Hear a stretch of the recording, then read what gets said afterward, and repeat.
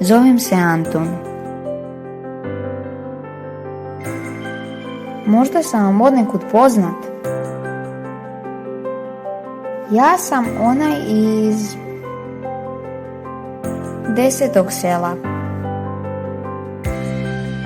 Mrak grabim loncem. Razlupano jaje zašivam koncem. Bicikl tjeram da pase. Da, taj, Antun Tun. Nije valjda da ste mu povjerovali.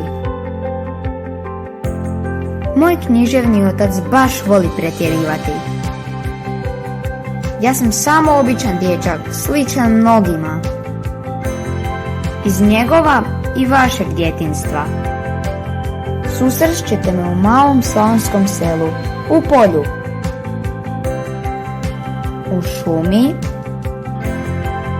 gdje drveće hoda, na livadama, pokraj raznobojnog potoka. Slušam gitaru jesenjeg vjetra i stvaram svoj svijet u gradu iz mašte, stvorenom u dječjem srcu. Zato zaviri u knjigu, stranice ispitaj.